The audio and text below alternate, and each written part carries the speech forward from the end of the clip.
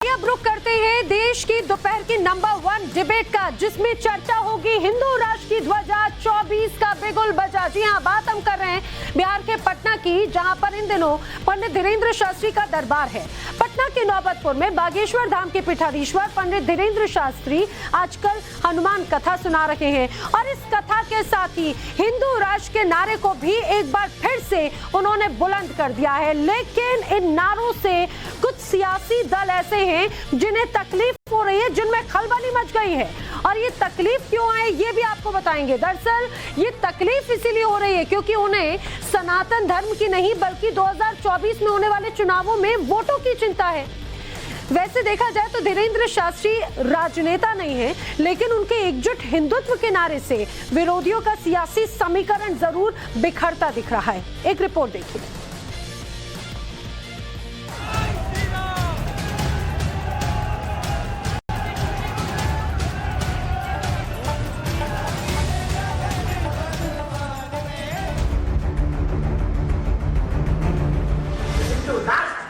हनुमान जी अपनी सेना को जोड़ देंगे और काम सिखाएंगे।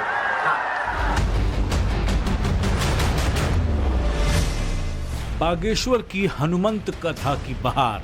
बागेश्वर महाराज जी के यहाँ सबकी अर्जी लगती है, उनकी मर्जी होती है, हमारी भी अर्जी है। बिहार में सज गया सियासी दरबार। जैसे लंका जाने के लिए पुल के लिए पत्थर तोड़ देते हैं, वैसे ही हमें भरोसा है कि हिंदू राष्ट्र के लिए हनुमान जी अपनी सेना को जोड़ देंगे। अगर बागेश्वर बाबा हिंदू मुसलमान भाई को लड़वाने के लिए आ रहे हैं तो मैं उनका विरोध करूंगा। हनुमान सेना बनाएगी हिंदू राष्ट्र। पटना के नौबतपुर में बागेश्वर धाम के पंडित धीरेन्द्र शास्त्री का भव्य दरबार सजा हुआ है।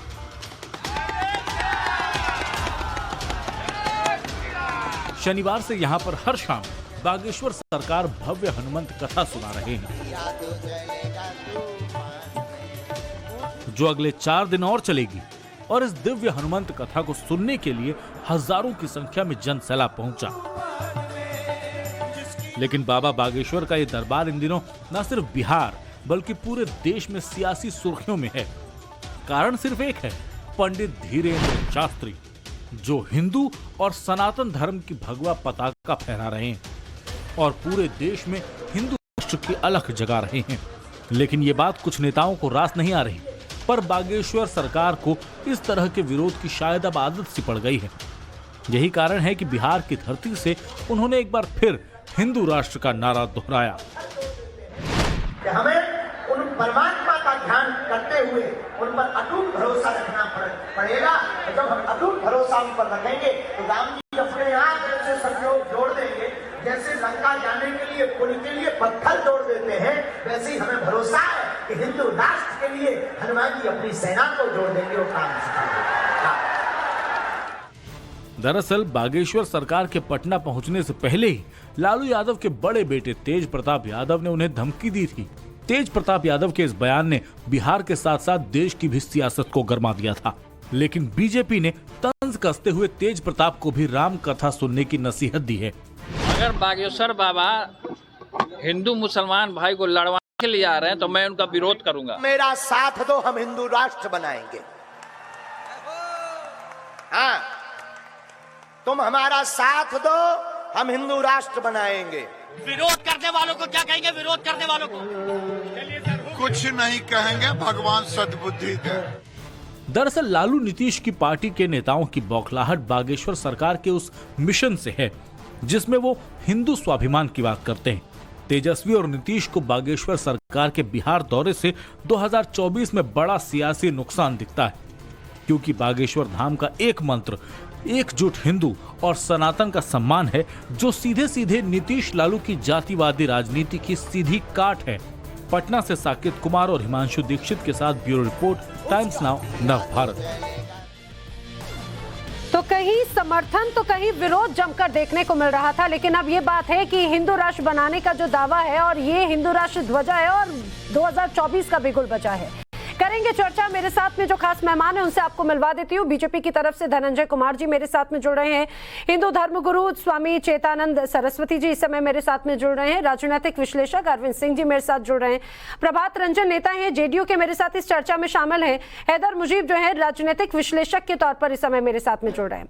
आप सभी का बहुत बहुत स्वागत है। लेकिन जो पहला सवाल है प्रभात रंजन जी आपसे है, हालांकि जेडीयू के नेता तो इस अभी चर्चा में नहीं है लेकिन आपके साथ गठबंधन में है, तो जरा इस बात को समझाइए कि आखिर वो डीएसएस धर्मनिरपेक्ष सेवक संघ कहां है? जो विरोध की बात हो रही थी, विरोध वाले तो नजर नहीं आए बल्कि कई गुना ज्यादा भीड़ जरूर नजर आ रही है इस जगह पर। देखिए किन लोगों ने विरोध किया था इन सबसे हम लोगों का कोई वास्ता नहीं है। जहाँ तक जनता दल यूनाइटेड का सवाल है तो वह संयमित आचरण रखती है राजनीति में भी और धार्मिक आस्था के साथ अपने कार्यों और कर्तव्यों को पूरा करती है। तो हमारा ना तो कथा लेकिन तेज प्रताप यादव तो बार बार विरोध कर रहे थे, बाकायदा उन्होंने तो एक सेना बनाई थी धर्मनिरपेक्ष सेवक संघ के नाम से और ये विरोध किया जा रहा था, स्पष्ट ये कहा जा रहा था कि भाई आने नहीं देंगे, एयरपोर्ट पर ही विरोध होगा, जहां पे कथा है कथा नहीं होने दी जाएगी। बल्कि ये तो ऐसा लग रहा है तो इतना ही स्मूथ वे में चल रहा है, सारी चीजें सब कुछ है, फिर विरोध किस बात का था, किस बात का डर है? इस बारे में आप तेजस्वी से पूछिए, उनके प्रवक्ताओं से पूछिए। अरे भाई सरकार हमारी है तभी तो आपको पूरी सुरक्षा दी गई है। ये तो सही कि धीरेन्द्र शास्त्री जी आए, हवाई अड्डे पे आए, उनका स्वागत किया गया, उनको पुलिस सुरक्षा मुहैया कराई गई। जहाँ जिस होटल में वो ठहरे, पनास होटल में, वहाँ पूरी तरह से सुरक्षा का चाक चौबंद व्यवस्था है कि किसी तरह की कोई परेशानी होने ना हो। वहाँ यहाँ से उठकर नौबतपुर जाते हैं 3 बजे आराम से गाड़ियों का काफिला जाता है। प्रभात रंजन जी आपने तो दिशा ही बदल दी, हवा के साथ साथ दिशा भी बदल दी है।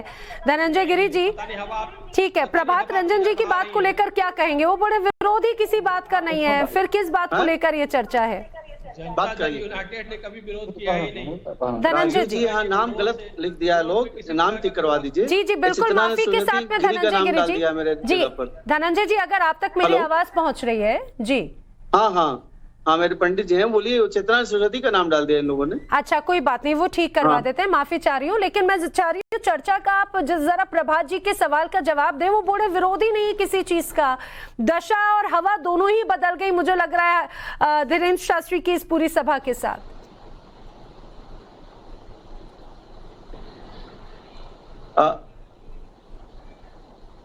धनंजय जी नहीं है सनातनी आज संत आए हैं तो संतत्व से कौन संतप्त है ये पूरा समाज देख रहा है, और क्या चल रहा है नहीं चल रहा है यह भी आश्चर्यचकित है उनके आने के प्रभाव से, और जिस तरह का उन्होंने प्रभाव वहां पे डाला है। और आम जनमानस, आम व्यक्ति जिस तरह से खड़े हुए हैं, जिस ढंग से भीड़ खड़ी हुई है, जो लोग खड़े हुए हैं, जो सनातनी समाज के बांधव, एक कुछ लोग ऐसे हैं जो जाति धर्म वर्ण संप्रदाय में बांट करके राजनीति करते हैं। लेकिन वहां के आने से क्या हुआ? क्या वर्ण, क्या स्वर्ण, क्या बाल, क्या वृद्ध, क्या बच्चे, क्या युवा, और क्या हर जात धर्म संप्रदाय के लोग, हर पंथ के लोग वहां जुड़ रहे हैं, उनकी राम कथा सुन रहे हैं, हनुमान कथा सुन रहे हैं। तो समाज में एक एकता का भाव आ रहा है। बागेश्वर का अर्थ होता है कि वाणी में जिसके, भागवती भगवती सरस्वती को कहते हैं हम, तो जिनके वाणी में ईश्वर का वास हो, शायद उनकी वाणी से भी कोई चमत्कार हुआ हो, तो ये मैं नहीं कह सकता हूँ, मैं नहीं जानता हूँ। लेकिन के नेताओं का हृदय परिवर्तन कोई नई बात, उनके नेता का हृदय परिवर्तन होते रहता है, तो उनके नेताओं के हृदय परिवर्तन में कोई बड़ी बात नहीं है। और सब अच्छा है कि संत का सभी लोग आदर करें। बिहार तपस्वियों ऋषि रही है, दधीची की भूमि रही है, गौतम पिपलाद कनाथ की भूमि रही है, गौतम ऋषि की भूमि रही है, और सबसे बड़ी बात है नैना जी की वहाँ हनुमान जी की ननिहाल भी है बिहार में। तो बिहार में के नौनिहाल भी जा रहे हैं बाबा को, और वृद्ध बाल, लेकिन विरोध शुरुआत में तो नजर आ रहा था। भले ही प्रभात रंजन जी आप इस बात को लेकर, भले ही आप इस बात से इनकार कर रहे हो, लेकिन पहले ये बात कही जा रही थी कि हिंदू मुस्लिम नहीं करने दिया जाएगा, हिंदू मुस्लिम करने के लिए नहीं आने दिया जाएगा। अब तो खुद आते से धीरेन्द्र कृष्ण शास्त्री ने तो सबसे पहली बात यही कही कि वो हिंदू मुस्लिम करने तो वाकई में नहीं आए हैं, वो सिर्फ हिंदू हिंदू करने आए हैं, और हिंदू राष्ट्र का बिगुल भी उन्होंने बजा दिया है। देखिए जहां तक बजरंगबली की महिमा है, इस तरह का किसी तरह का वो विवाद या बाबा बागेश्वर जो है धीरेन्द्र शास्त्री जी, इनके मुंह से भी नहीं निकलवाई।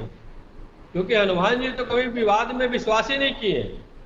सनातन धर्म का परचम वाला लहराते रहे हैं। सनातन तो संयम को परिभाषित करता है।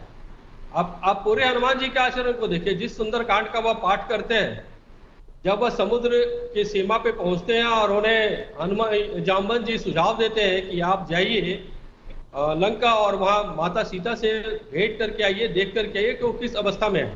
हनुमान जी चाहते तो जो प्रभु श्री राम को बाद में धनुष उठाना पड़ा कि वह समुद्र का संहारी कर देंगे, समुद्र को सुंघाई देंगे, वो अकेले हनुमान नहीं, लेकिन ये तो अब आप बड़े धार्मिक नजर आ रहे हैं मुझे। लेकिन अब तो प्रभात जी आपने तो पूरी चर्चा का विषय ही बदल दिया। मेरा तो सवाल ये था, ठीक है भाई, अब मुझे नहीं, मैं ये सुनना चाहती हूँ कि जो पहले जो विरोध किया जा रहा था, फिर वो विरोध किस बात का था? मैं ये सुनना चाह रही हूँ कि आखिर वो डीएसएस जो धर्मनिरपेक्ष सेवक संघ है वो कहाँ है? मैं ये सुनना चाह रही हूँ जो बिहार में हवा बनाने की कोशिश की गई थी, आखिर वो हवा का रुख बदल कैसे गया? क्या ये समझ गए 2024 की जो रणनीति है उस पर पानी पड़ता हुआ नजर आता है? मेरे साथ बाकी जो गेस्ट है मैं उनका भी रुख करूंगी, लेकिन एक छोटे से ब्रेक के लिए रुकना होगा। जल्द हाजिर होते हैं। ब्रेक के बाद एक बार फिर आपका स्वागत है। इन दिनों बिहार में एक अलग तरह से सियासी हलचल मची हुई है। सियासी हलचल क्यों? क्योंकि बागेश्वर बाबा या फिर ये कहा जाए उर्फ पंडित धीरेन्द्र शास्त्री हिंदू राष्ट्र का जो झंडा है वो बुलंद कर रहे हैं और लगातार यहाँ पर कथा वाच रहे हैं। आज इस कथा का दूसरा दिन है। लगातार विरोध की बात की जाती रही है, खासतौर से आरजेडी नेताओं की तरफ से। हमने देखा इसके पहले भी खुद प्रदेश के जो मंत्री हैं उनकी तरफ से क्या बातें कही गई थी। लगातार चर्चा तो कर रहे हैं। इसी बीच आपको ये भी बताते चलते हैं, प्रतिक्रियाएं एक के बाद एक सामने आ रही हैं। मैं रुक करूं, लेकिन मेरे साथ में जो गेस्ट हैं उनमें प्रतिक्रिया जो दे रहे हैं, फिलहाल रुक कर लेती हूं। मैं सबसे पहले हैदर मुजीब साहब कुछ कह रहे हैं आप। हैदर मुजीब, देखिए कथा तो करनी चाहिए, हर किसी को हक है, क्योंकि हिंदुस्तान तो सबका है, हिंदू मुसलमान सिख ईसाई का। पर ये हिंदू राष्ट्र का जो नारा दे रहे हैं ये बाबा, इस देश में हलचल मचाने की जो कोशिश कर रहे हैं, सतर्क रहना चाहिए हिंदू भाइयों को भी मुसलमान भाइयों के ऐसे पाखंडी बाबाओं से। ये कोई बाबा नहीं है। और ये कौन होता है कि ये कहता है कि हिंदू राष्ट्र बनाएंगे? ये हिंदुस्तान हिंदू राष्ट्र नहीं बन सकता। जितना हिंदुओं का है उतना ही मुसलमानों का है। इस देश को आजाद कराने में सावरकर जैसों ने कोई योगदान नहीं दिया। पहली बात तो हैदर मुजीब, मुझे आपके शब्दों से आपत्ति जरूर है। आप ये जरा समझिए, आपके इन शब्दों से लाखों ऐसे अनुयायी हैं जिनकी आशा को ठेस पहुंच रहा है। पाखंडी कौन होते हैं? अगर अपने धर्म की बात करते हैं तो पाखंडी हो जाते हैं, और वही लोग जो अगर मुस्लिम राष्ट्र की बात करते हैं आप उनके खिलाफ कभी कुछ नहीं बात कहते। वही जो नफरत फैलाने वाले शब्दों का इस्तेमाल करते हैं, हैदर मुजीब की जुबान से तब बात क्यों नहीं निकलती? आचार्य शैलेश तिवारी कुछ कह रहे हैं। आचार्य जी, नैना यादव जी पहले मेरी बात तो कंप्लीट होने दीजिए। देखिए नैना जी, अगर आप सही शब्द का इस्तेमाल करेंगे हैदर मुजीब तब मैं जरूर कहूंगी। ठीक है, बात पूरी कीजिए, जवाब आपको आचार्य शैलेश तिवारी देंगे। देखिए नैना जी, आचार्य जी एक सेकंड, आचार्य जी एक सेकंड, इनकी बात पूरी हो जाने देते हैं। 10 सेकंड है हैदर मुजीब। नैना यादव जी, यदि मेरे देश को कोई भी तोड़ने की बात करेगा और ये बात करेगा कि हम इसको हिंदू राष्ट्र बना देंगे, ये बाबा जी कौन होते हैं जो असदुद्दीन ओवैसी जब ये बात कहते हैं तब कुछ क्यों नहीं कहते आप? सर तन से जुदा करने की बात होती है तब कुछ क्यों नहीं कहते आप हैदर मुजीब? तब असदुद्दीन ओवैसी ने कह दिया, मुझे बताइए। आचार्य शैलेश जी, ये देश ना किया, पहले हैदर मुजीब को चुप कराइए। चलेगा नहीं, जरा जवाब दीजिए हैदर मुजीब को। आचार्य शैलेश तिवारी जी, उनका कहना है कि जो हैदर मुजीब कर रहे हैं, हैदर मुजीब की आवाज को बंद कीजिए, फिर मैं बोलूंगा। हैदर मुजीब की आवाज बंद करें जी। देखिए नैना जी, भारत में साधु संत कहीं भी जाकर के प्रवचन कर सकते हैं, क्योंकि यह भारत हिंदू राष्ट्र है और यह शुरू से हिंदू राष्ट्र है। कैसे हिंदू राष्ट्र? सुनो हैदर मुजीब, कैसी बातें कर रहे हो आप? यह देश हिंदुओं का है, यह आर्यावर्त है, यह भारत हिंदुओं का राष्ट्र है और साधु संत सिख ईसाई का ये देश। आप देश को गुमराह करने की कोशिश कर रहे हो। हैदर मुजीब आपके बाप का क्या चैनल पे है? देश में साधु संत कहीं भी जाके प्रवचन कर सकते हैं। इस देश में साधु संत कहीं भी जाकर के अपना कथा वाच सकते हैं, अपना जग या अनुष्ठान कर सकते हैं। यह हमारा मौलिक अधिकार है इस देश का। और इस देश में शुरू से जो इस देश की नियति रही है वह हिंदुओं की रही है। इस देश में आप बताइए कि 5,000 10,000 वर्ष पहले की कोई इतिहास है, कोई कहानी है, कोई कविता है? इसमें तो कोई मुसलमान का, नहीं कि ईसाई का यह भारत की देश है भूमि क्या? पवित्र भूमि नहीं, जहाँ पग-पग पाकिस्तान पर- मुसलमानों का देश पग-पग बन पर गया। जहाँ पर कण-कण में देवी देवताओं के वास की बात होती है।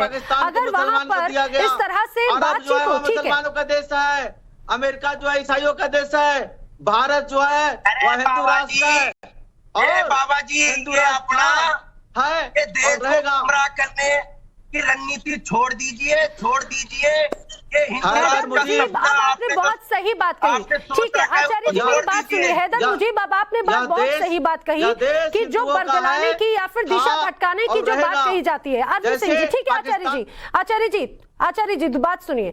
अरविंद सिंह जी, जरा इस बात को समझाइए, क्या तकलीफ इसी बात से है कि अगर हिंदू राष्ट्र की बात होती है तो इसी तरह की कई राजनीतिक दलों की भी चिंता बढ़ गई है, क्योंकि 2024 में जो एक मुद्दा बना रहे थे वो कहीं ना कहीं अब दूसरे फेवर में जाते हुए नजर आएगा।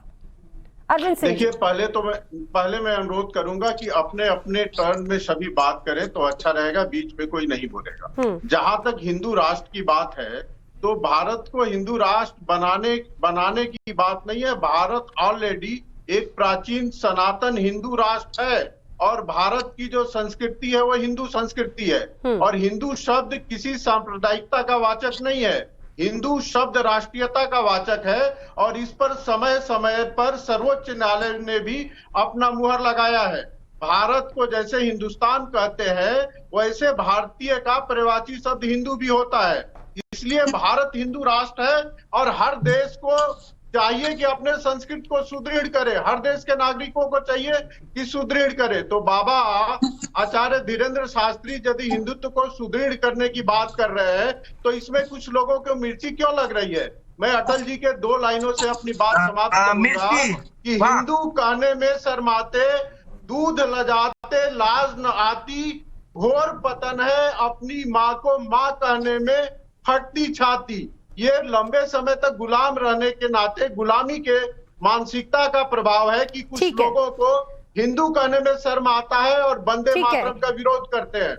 ठीक है हैदर मुजीब, आपको आपके सवाल का जवाब मिला होगा, कुछ कहेंगे आप?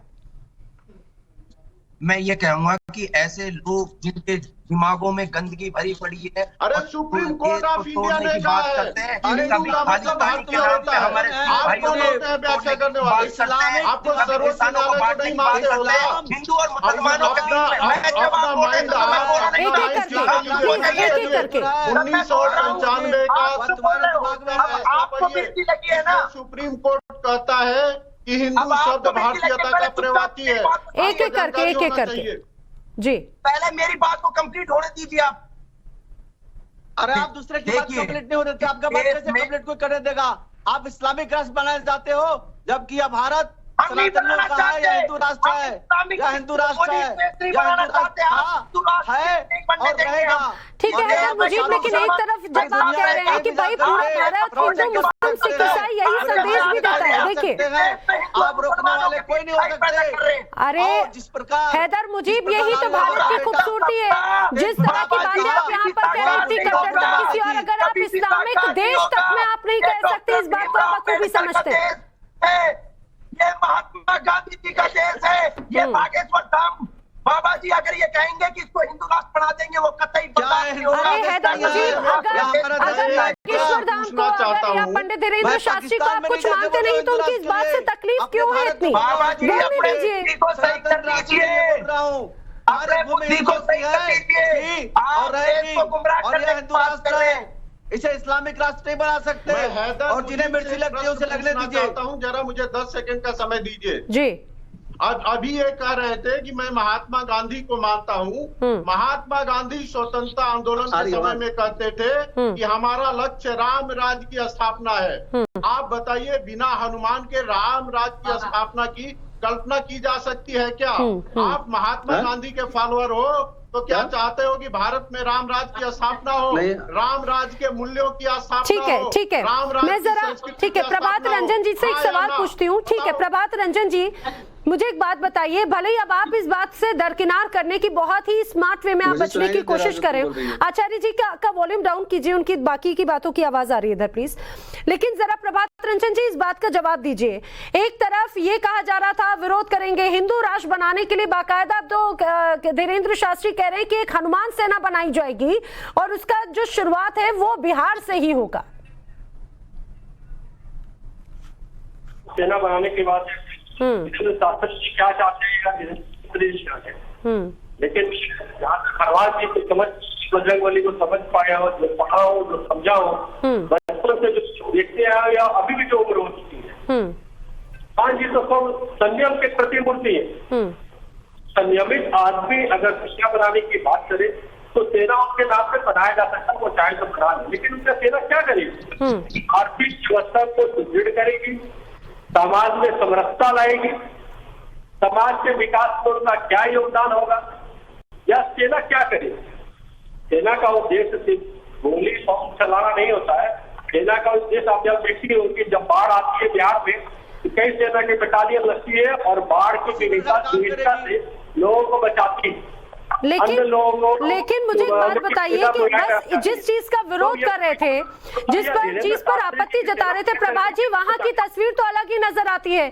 और इतना ही नहीं, बल्कि मैं जरा बताती हूँ कि रोहिणी आचार्य जो कि लालू प्रसाद यादव की बेटी हैं, तेज प्रताप यादव की बहन है, जो वही तेज प्रताप यादव जो विरोध कर रहे थे, जिन्होंने बाकायदा ना सिर्फ एयरपोर्ट बल्कि यहाँ पर सभा नहीं होने तक की बात कही थी, खुद रोहिणी आचार्य ने एक ट्वीट किया। ट्वीट क्या किया उन्होंने, जरा समझिए, टीवी स्क्रीन पर आपकी ट्वीट नजर आ रहा है, हम अपने दर्शकों को बताते हैं। रोहिणी आचार्य ने एक ट्वीट किया, सुनिए। उन्होंने पर्ची वाले बाबा से कहा, उन्होंने कहा ये हमारी बिहार की विशेष राज्य के दर्जे की मांग करें, हमारी करनी पूर्ति करें। अब जरा मुझे बताइए प्रभात रंजन जी, मेरे सवाल का जवाब दीजिए कि एक तरफ विरोध कर रहे हैं, दूसरी तरफ भाई रोहिणी आचार्य ट्वीट कर रही हैं, इतना विरोधाभास क्यों है? इनके ट्वीट पे मुझे कुछ नहीं कहा। आपको प्रदेश में आप ही के जो गठबंधन के साथी हैं उनके नेता क्या कहते हैं, आपको उस पर कुछ नहीं कहना। ठीक है, आपकी सरकार के जो मंत्री हैं सुरेश, उनकी तरफ से जो बयान आया आप उस पर कुछ कहेंगे या उस पर भी कुछ नहीं कहेंगे? उन्होंने पाखंडी बात कही, उन्होंने कहा जो सनातन विरोधी हैं, हिंदू विरोधी बात कही है। जो लाखों की संख्या में जो यहाँ पर लोग पहुंच रहे हैं वो भी एक तरह से फिर तो पाखंड कह रहे हैं, उन पे कुछ कहेंगे आप? तेज प्रताप यादव नहीं, रोहिणी आचार्य नहीं। मैं कहूँगा कि उन्हें सद्बुद्धि से इस तरह के विषय को देखकर था, उन लोगों को बढ़ावा लाते जो समाज में घृणा कराना चाहते हैं, समाज में विद्वेष कराना चाहते हैं, अपने आप को संयमित रखें, क्योंकि आप दो राजनीतिक तो आइए। आपके ऑडियो में कुछ दिक्कत आ रही है प्रभात रंजन जी, मैं आपको रिकनेक्ट करवाती हूँ। आपके ऑडियो में कुछ दिक्कत आ रही है, लेकिन इस बात को समझना बहुत जरूरी है। बहुत ही बैलेंस वे में भले ही प्रभात रंजन जी उससे यू टर्न लेते हुए नजर आ रहे हो, लेकिन इस बात को समझना होगा कि बिहार में जो एक नया पासा फेंकने की कोशिश की थी वो फेल हो चुका है। प्रभात जी वो फेल हो चुका है, इस बात को आप मानिए, जरा आप इस बात को मानिए। और इसी का जवाब मैं जरा धनंजय जी से लेना चाहूंगी। धनंजय जी, इसको पूरी तरह से एक तरह से अपने खेमे में लेने की कोशिश की इस हनुमंत कथा को बीजेपी ने। हमने देखा कि खुद मनोज तिवारी एयरपोर्ट से उनके खुद सारथी बनते हुए आते हैं। पहला दिन जब होता है उनके साथ में बीजेपी के कई बड़े दिग्गज चेहरे नजर आते हैं। यानी कि कहा जाए कि इसी हनुमान कथा के जरिए 2024 की एक पूरी एक जो रास्ता है वो बीजेपी अपने आप को तैयार करने की कोशिश कर रही है। बिल्कुल बिल्कुल नैना जी, देखिए ऐसा है कि भारतीय जनता पार्टी राजनीतिक दल के अलावा ठीक है एक सांस्कृतिक संगठन भी है। हम व्यक्तिगत तौर पे भी धर्म और आस्था से जुड़े हुए लोग हैं, हमारी व्यक्तिगत दायित्व भी है। बिहार की धरती पर अगर किसी संत का अपमान होगा, किसी संत का विरोध होगा, सनातनी संस्कृति का विरोध होगा, और कुछ दिन पहले पीएफआई का रेड लगा, अलग अलग जगहों पर एनआईए छापे मारे थे, और 2047 उनके क्या मंसूबे हैं उस पर सरकार मौन है, और एक संत का विरोध किया जा रहा है, सनातनी से तनातनी की जा रही है, संत के आने की आहट से ही घबराहट होने लगी है। तो ऐसा समाज जब समाज की स्थिति में जाने लगता है, अधोपतन की ओर जाने लगता है। घबराहट हो रही है क्या? अगर यहाँ पर आते हैं धीरेन्द्र शास्त्री बात कहते हैं, घबराहट हो रही है क्या लोगों को? हैदर मुजीब। जी मुझे क्वेश्चन सुनाई नहीं दिया। कोई बात नहीं, लेकिन धनंजय जी कह रहे घबराहट हो रही है अगर यहाँ पर आकर कथा वाच रहे हैं बिहार में, तो लोगों को घबराहट है क्या? देखिए किसी को कोई घबराहट नहीं हो रही है। असली घबराहट तो उन लोगों को हो रही है जो इनको स्पॉन्सर कर रहे हैं। भारतीय जनता पार्टी पूरी तरीके से बागेश्वर धाम को सपोर्ट करती है और वो नई राजनीति करना चाहती है। और मैं देखिए कुछ दिन बाद ये देश के सामने हालात सामने आ जाएंगे, जैसे आसाराम बाबा जी जेल में है, ऐसे ही ये बागेश्वर धाम जी भी बाबा जी भी जेल में चले जाएंगे। मैं इसकी घोर निंदा करता हूं नैना जी। हैदर मुजीब, जो देश को बांटने की बात करेगा वो हमेशा ही सलाह पे हैदर मुजीब आसाराम से तुलना कर रहे हैं। आप आसाराम पर क्या आरोप लगे हैं? आप जानते हैं आसाराम पे क्या आरोप लगे? बहुत बड़ी बात बोल रहे हैं आप ये जानते हैं कि इस तरह की बयानबाजी से किस तरह से आस्था पर ठेस पहुंच सकती है। बहरहाल एक अलग दिशा में जरूर आप इस चर्चा को ले जाने की कोशिश करें, लेकिन इस चर्चा में मैं इस तरह के शब्दों को बिल्कुल अनुमति नहीं देती। कुल मिलाकर ये जरूर कहा जा सकता है कि बिहार में जब धीरेन्द्र कृष्ण शास्त्री यहाँ पर हिंदू राष्ट्र की बात कहते हैं तो एक अलग दिशा में अब जरूर 2024 तक की सियासत जाती हुई नजर आती है। इस चर्चा में सभी मेरे साथ शामिल हुए, आप सभी का शुक्रिया। रुक रहे एक छोटी सी ब्रेक के लिए।